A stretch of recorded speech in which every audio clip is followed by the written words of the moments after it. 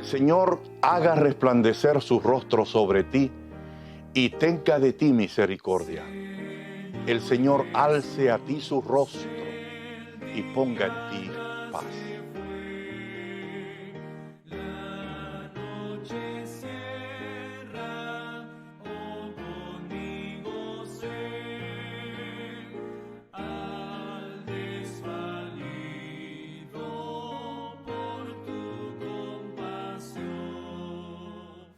El problema clave dentro de la epístola a los Gálatas es uno que tiene que ver, una vez más, volvemos a repetir esto a manera de repaso, tiene que ver con la circuncisión.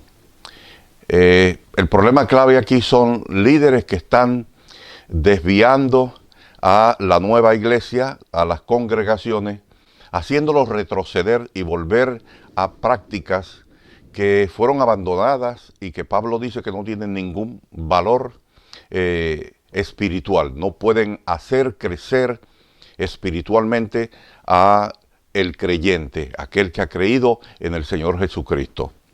Él se ha concentrado en que el evangelio verdadero y el mensaje que Jesús vino a dar es que nosotros somos salvos por la fe en los méritos de Cristo.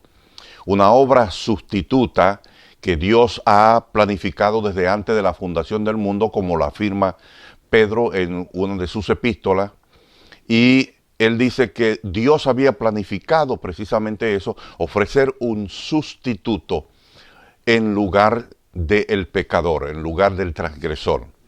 Ese plan de la salvación que había sido diseñado por Dios de esa manera, Pablo dice que ese es el mensaje de Jesús.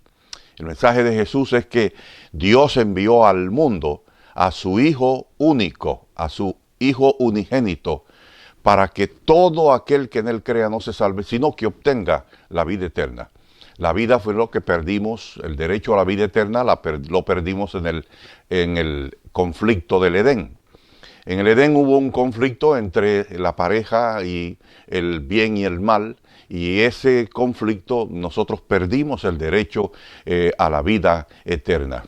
Ese derecho nos ha sido devuelto, pero nos fue devuelto a través de un sustituto que tomó nuestro lugar y que entró dentro de ese conflicto que no se había acabado, entró dentro de ese conflicto y en esa lucha ganó la batalla. Una de las cartas de Pablo precisamente dice que a través de la muerte Jesucristo destruyó al que tenía el imperio de la muerte. Bueno, Pablo está afirmando que el mensaje de Jesús no es compatible con ciertas prácticas que se le quiere atribuir a esas prácticas valor espiritual o valor de aceptación delante de Dios. Se le quiere aplicar a esas prácticas mérito salvífico ante los ojos de Dios. Pero él dice, el mensaje de Jesús no es compatible, porque si nosotros decimos que no es suficiente el bautismo y la fe en los méritos de Jesucristo, sino que necesito algo más, entonces estoy diciendo de que el sacrificio de Jesucristo no es un sacrificio completo. Y Pablo no puede aceptar que el sacrificio de Jesucristo sea 99% efectivo y que se tenga que añadir 1% más de parte nuestra. No son las obras de Cristo más las nuestras, sino son las obras de Cristo sin las nuestras.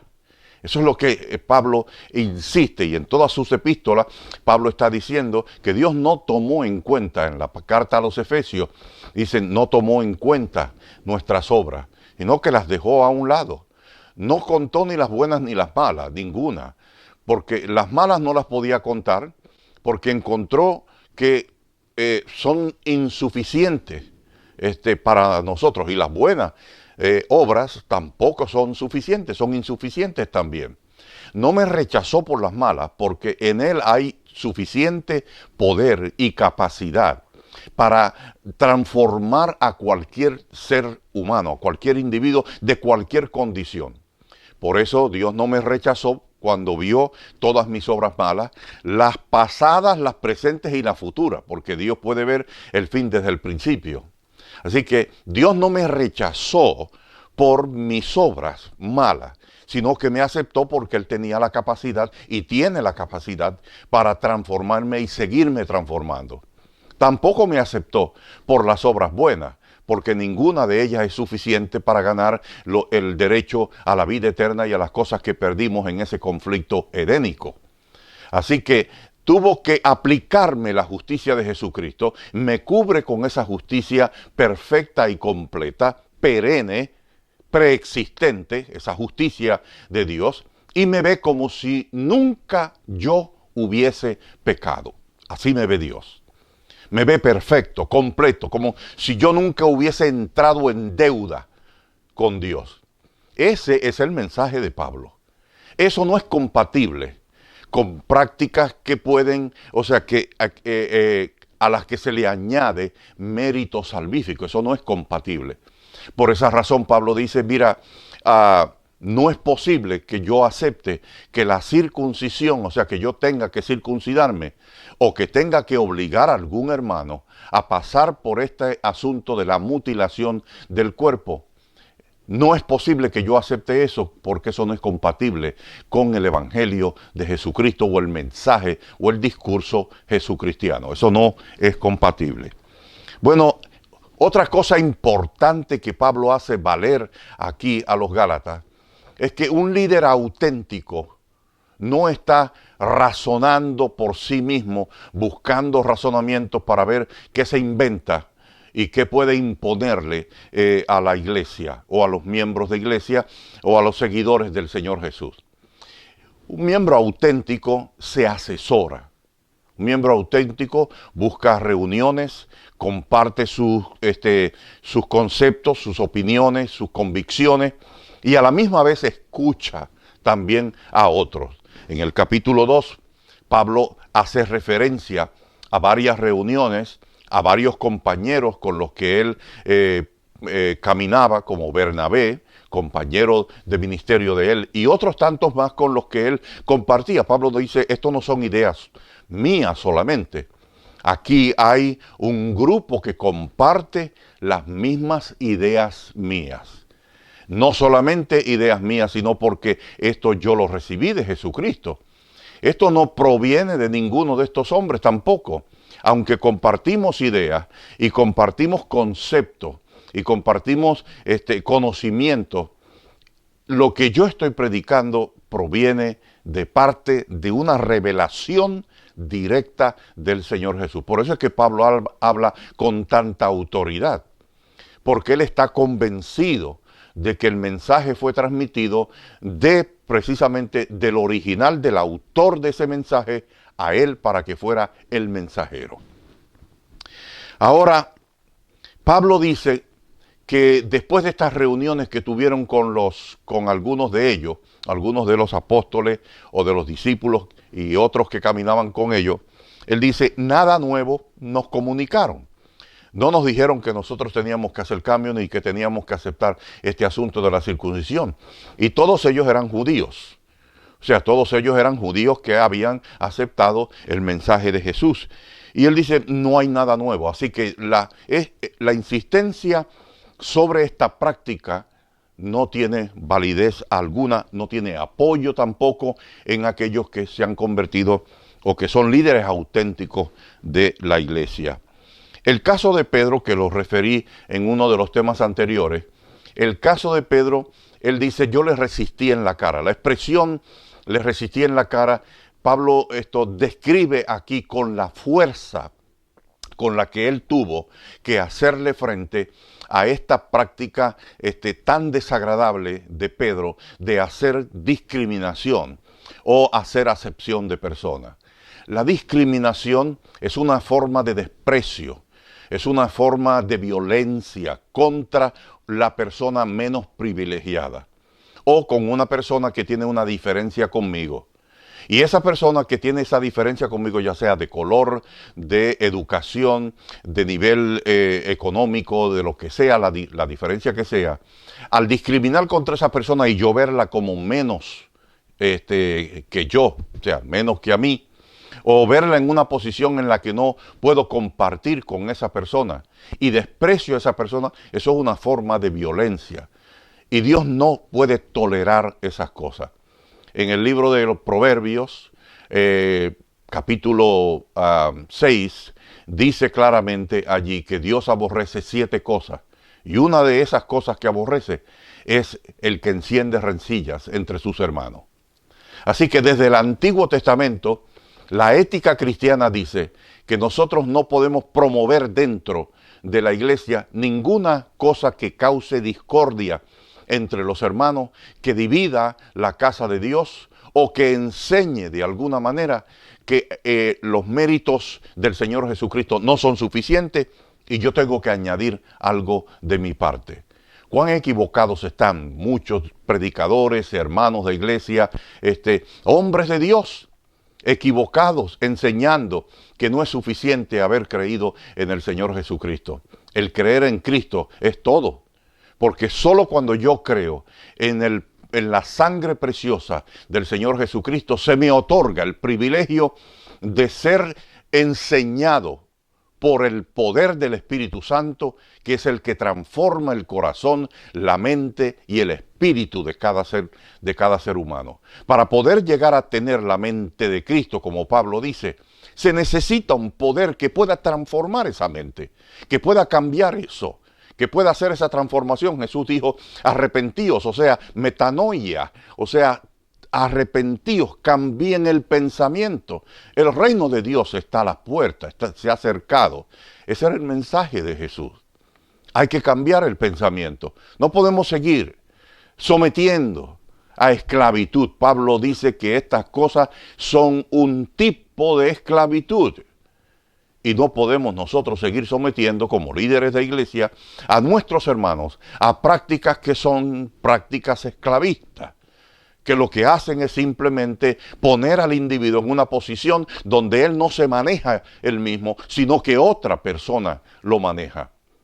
Pero hay gente que disfruta eso, el ser dueño de la conciencia de los demás, de los actos de los demás y manejar la vida completamente de esas personas. Nosotros en el cristianismo creemos que los hombres son dueños de su propia conciencia. Y como dueños de su propia conciencia, responden solamente ante Dios, ante su Creador. Por lo tanto, nosotros somos educadores. No imponemos la educación, no imponemos el conocimiento. No rechazamos ni discriminamos a nadie porque piensa, actúa en forma diferente a la nuestra. La discriminación es un acto que Dios abomina. Y desde el Antiguo Testamento, Dios viene diciendo que la discriminación no es aceptada. Permítame decirle que en el comienzo, hay 2 comienzos aquí. El comienzo del pueblo de Israel y el comienzo de la iglesia. El primer regaño fuerte que recibe el pueblo de Israel tiene que ver con la discriminación. Cuando María, la hermana de Moisés, discriminó contra la esposa de Moisés. Una plaga, una enfermedad de lepra, le cayó como castigo y Dios lo hizo público. Público delante de todo el mundo que lo que esa líder estaba haciendo era equivocado. Y ese primer regaño que recibió el pueblo de Israel, inmediatamente que salió de allí de Egipto, fue precisamente contra la discriminación. El primer regaño que recibe la iglesia primitiva es contra la discriminación. Pedro insiste en no juntarse con los griegos o no juntarse con los gentiles y tiene que pasar por el regaño de Dios, la educación del cielo, y aún después de eso todavía insistía y tiene que pasar por la vergüenza de tener un encuentro, un encontronazo con el apóstol Pablo. Pablo está seguro de que no hay mérito alguno en ninguna cosa fuera de la sangre de Jesucristo. Por eso, en el capítulo 2 de Gálatas, el versículo 16, dice, sabiendo que el hombre no es justificado por las obras de la ley, sino por la fe de Jesucristo, nosotros también hemos creído en Jesucristo para ser justificados por la fe de Cristo y no por las obras de la ley, por cuanto las obras de la ley nadie puede ser justificado. Este es el punto donde él aterriza. Ustedes tienen un problema y aquí el problema más grande que ustedes tienen es con estas prácticas, ustedes están anulando el poder redentor que tiene la sangre del Señor Jesús. Dios diseñó un plan. Nosotros no podemos discutir con Dios. No hay quien alterque con Dios que salga bien. O sea, Dios es el que justifica. Dios es el que ha creado las cosas. Dios es el que las ejecuta. Porque todos nosotros, desde el día en que Adán y Eva rompieron el pacto y entraron en ese conflicto entre el mal y el bien, todos nosotros hemos quedado incapacitados. Pablo utiliza una frase que dice, hemos sido destituidos de la gloria de Dios.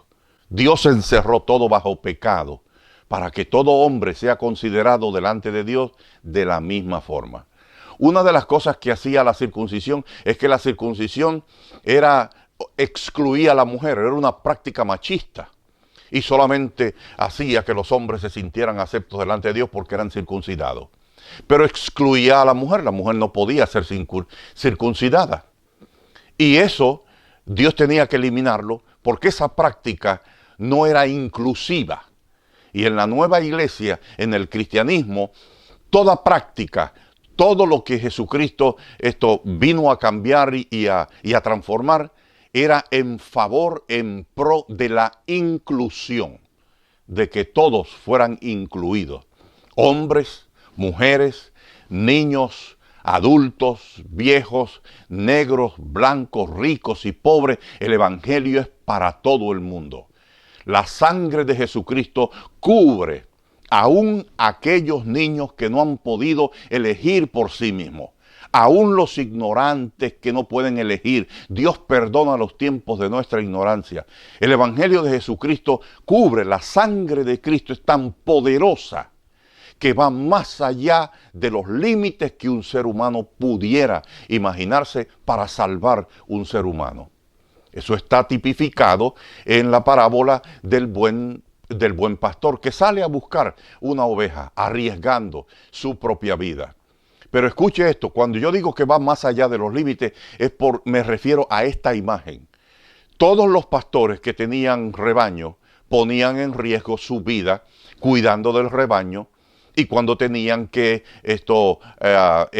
espantar o echar lejos a los lobos.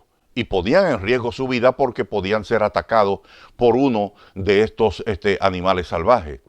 Pero este no es el caso de Jesús.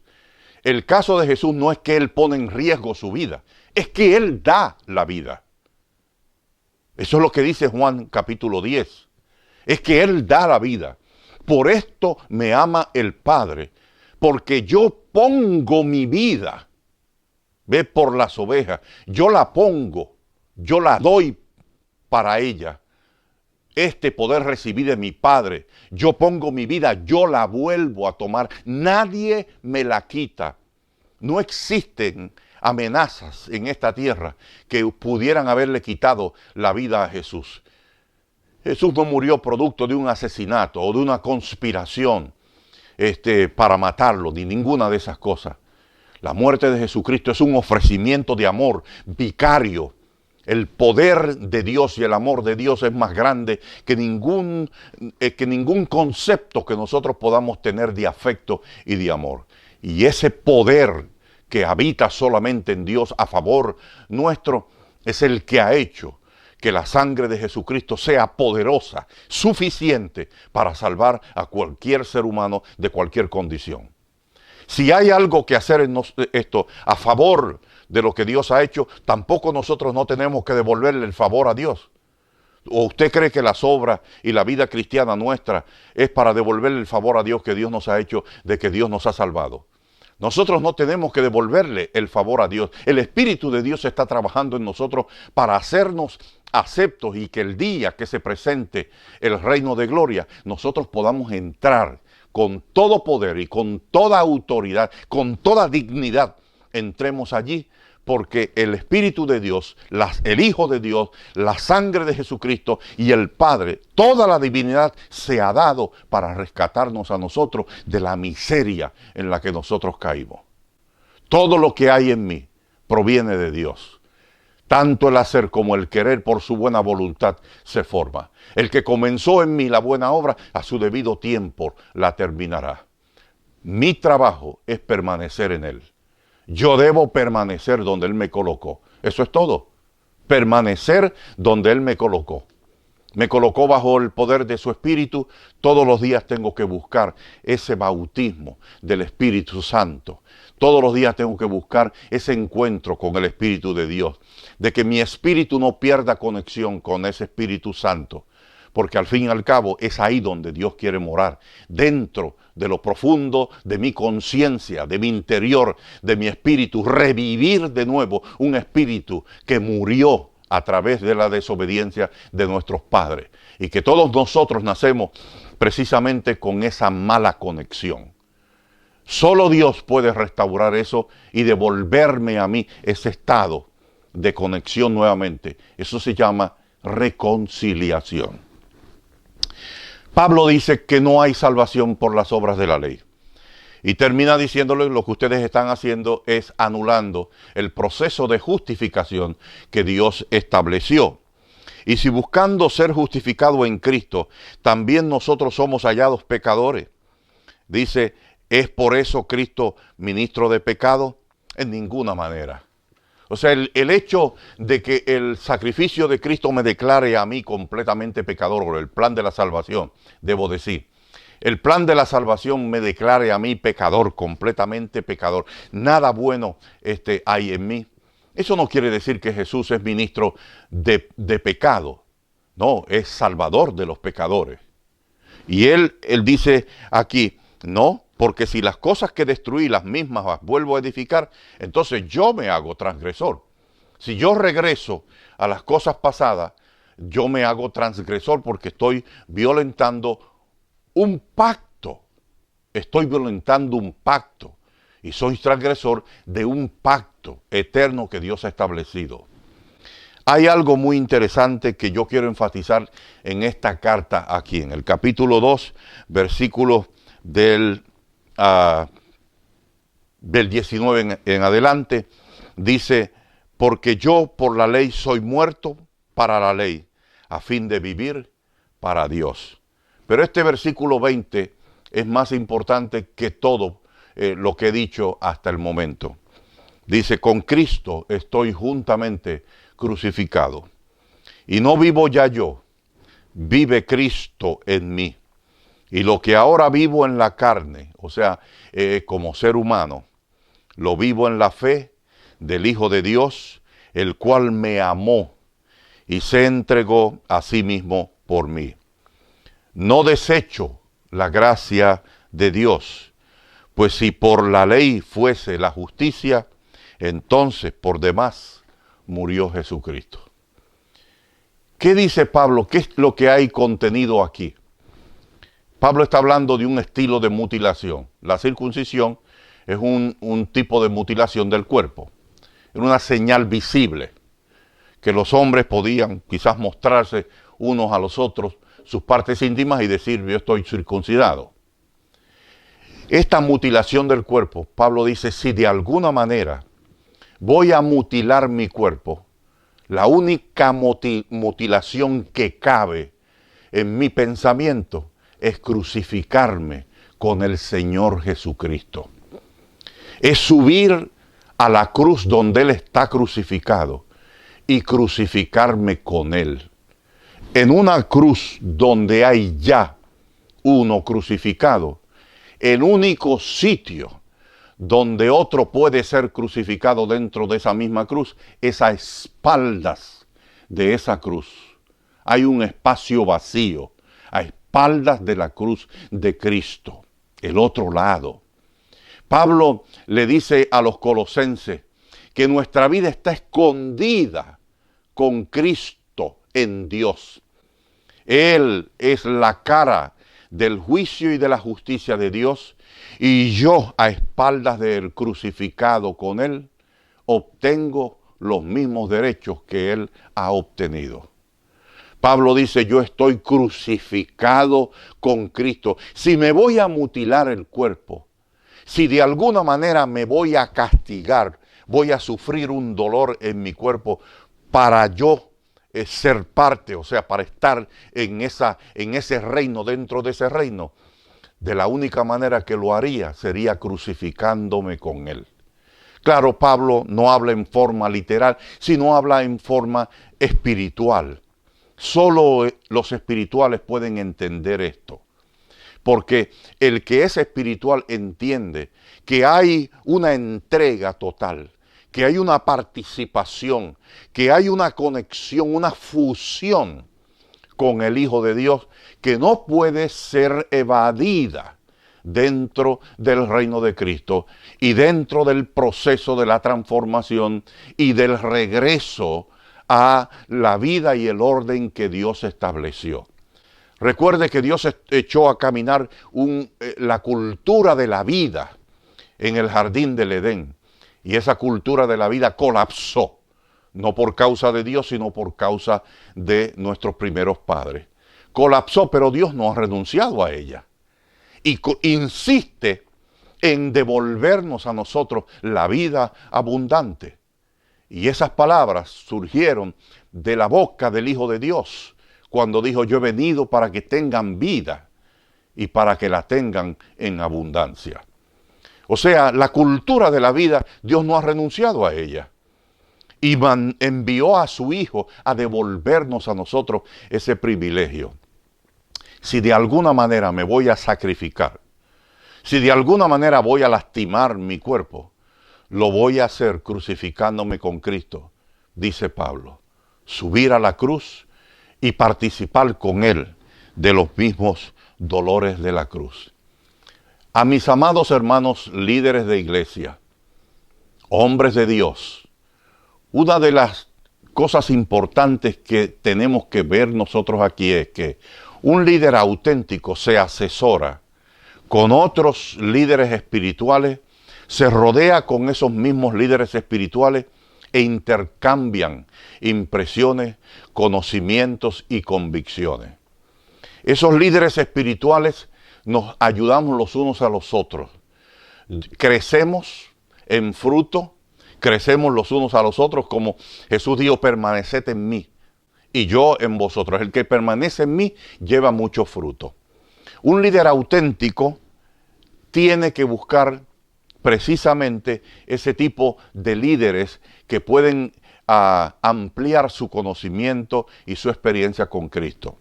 A la misma vez, un líder auténtico sabe reprender el pecado cuando tiene que reprenderlo.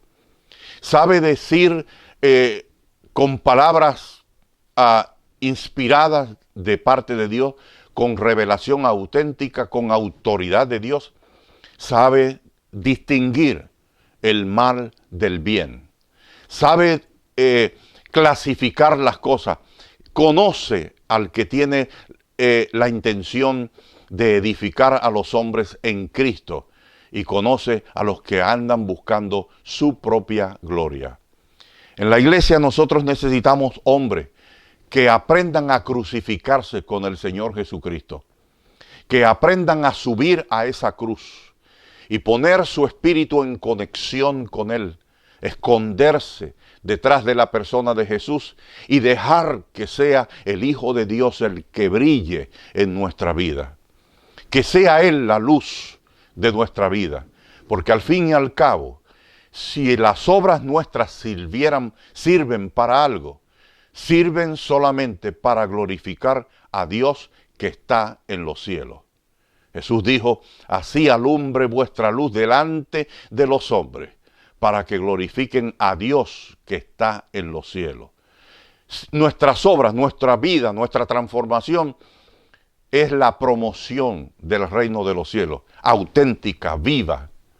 Y un líder verdadero, auténtico de la casa de Dios, útil, efectivo y eficaz, es el líder que ha subido a la cruz, y ha hecho de la cruz el lugar desde donde Él hace su elocuencia y lanza su discurso.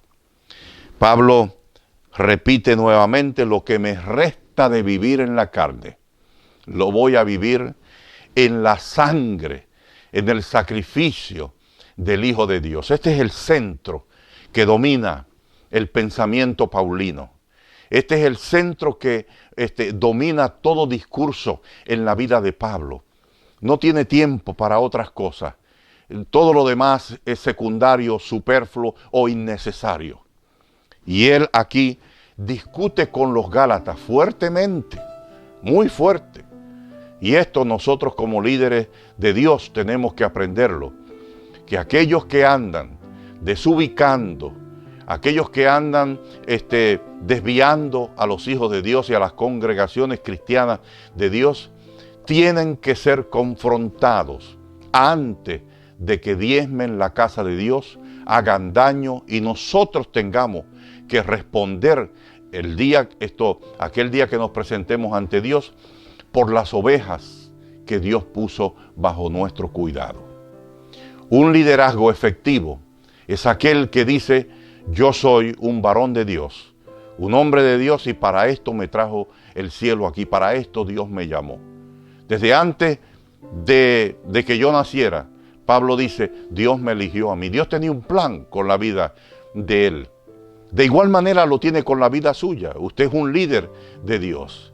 Haga honor a ese liderazgo que Dios le dio y asegúrese que lo que usted está promoviendo en la iglesia, pidiéndole a las hermanas, a los hermanos, a los niños, a los incapacitados en la iglesia, asegúrese que lo que usted está exigiendo en la iglesia sea concurrente con el discurso del Señor Jesucristo.